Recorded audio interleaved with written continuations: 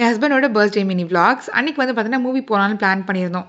ஆக்சுவலா ஃபைசின்னு கூட்டிட்டு போயிருந்தா நாங்க ஈவினிங் ஷோ இல்ல நைட் ஷோ போயிருப்போம். பட் ஃபைசின் வந்துட்டு அண்டர் 18 அலோவ்ட் இல்ல. எந்த மூவின்னு உங்களுக்கே தெரிஞ்சிருக்கும். எஸ் நான் இதுவரைக்குமே வந்து தளபதி மூவி தியேட்டர்ல பார்த்ததே இல்ல. அதுவே எனக்கு இப்போ தான் தெரியுது.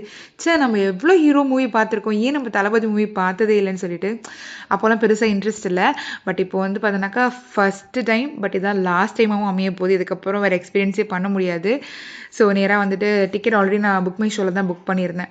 ஸோ நேரா கிளம்பியாச்சு. அன்னைக்கு ஒரு பர்த்டே ப்ரௌனி ஆர்டர் இருந்துச்சு. ஸோ அதையும் ரெடி பண்ணி அது டெலிவரிக்காக எடுத்துகிட்டு போயிருந்தேன். ஸோ கரெக்ட் டைமுக்கு நாங்கள் போயிட்டோம்.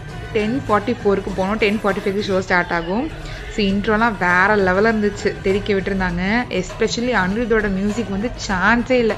அந்த மியூசிக்கல் எக்ஸ்பீரியன்ஸ்லாம் நம்ம டிவிலையும் பார்த்தாலுமே சரி, பட் மோஸ்ட்டாக இந்த மாதிரி தேட்டரில் எக்ஸ்பீரியன்ஸ் பண்ணுறது ரொம்பவே சூப்பராக இருக்கும். நாங்கள் வந்து அடிக்கடி தேட்டர் போய் பார்க்குற பர்சன்ஸ் கிடையாது. மோஸ்ட்லி ஓடிடி எல்லா ஓடிடி சப்ஸ்கிரிப்ஷனும் வச்சுட்டு என்ன படம் வருதோ உடனே பார்த்துருவோம். ஸோ அந்த மாதிரி இருக்கிற பர்சன். பட் இந்த படம் பார்த்தே ஆகணும்னு தோணுச்சு. அதனாலே வந்துட்டு பார்த்தீங்கன்னா வந்தாச்சு. படம் முடிகிறதுக்கு எப்படியோ 2 மணி ஆயிடுச்சு வெளியாகிறதுக்கு. அதுக்கப்புறம் கொஞ்சம் க்ரோசரி ஷாப்பிங் எல்லாம் இருந்தது. கொஞ்சம் மெட்ரோலாம் போயிட்டு திங்ஸ் எல்லாம் வாங்கினதுக்கப்புறம் லஞ்ச் என்ன சாப்பிடலாம்னு யோசிச்சிட்டே இருந்தோம். சரி ஓகே வெஜ் போவேணா நம்ம வந்து KFC போகலாம் அப்படின்னு தோணுச்சு.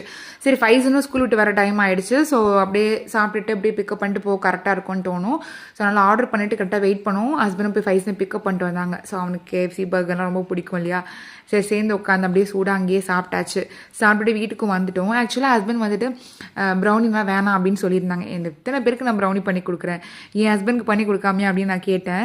இல்லை நான் சுகர் கட்டில் இருக்க வேணாம் அப்படின்ட்டாங்க. அதனால் எனக்கு மனசு கேட்கல. சும்மா ஒரு 5 பீஸ் மட்டும் வச்சு ஒரு ப்ரௌனி டவர் குட்டியாக அரேஞ்ச் பண்ணிவிட்டு அப்புறம் இந்த கேண்டில் வந்து ரீசெண்டாக பார்த்துருந்தேன் ஷாப்பில். எனக்கு ரொம்ப பிடிச்சது. கஸ்டமர் கொடுக்கலான்னு சொல்லிட்டு வாங்கியிருந்தேன். சரி நம்ம இது யூஸ் பண்ணிக்கலாமே அப்படின்னு சொல்லிட்டு சும்மா ஒரு கேண்டில் மட்டும் சும்மா ஒரு ஆசைக்காக தான் வந்து பண்ணணும். ஆக்சுவலாக இந்த ஃபுல் டே வந்து நான் ஹஸ்பண்ட் என்ன சொல்லியிருந்தேனாக்கா, எல்லாமே என்னோட ஸ்பெண்டிங் தான், நீங்கள் வந்து எதுவுமே ஸ்பெண்ட் பண்ணக்கூடாது அப்படின்னு சொல்லியிருந்தேன். ஸோ அதே மாதிரி எல்லாமே நானே ஸ்பெண்ட் பண்ணேன். அது one of the gift. And இடையில வந்து கொஞ்சம் கிஃப்ட்ஸும் வந்து வாங்கி கொடுத்துருந்தேன். அண்ட் இதுக்கப்புறம் வாங்கி கொடுக்கறதுக்கு பிளான் பண்ணி வச்சுருக்கேன். ஸோ கூடி சீக்கிரம் காட்டுறேன்.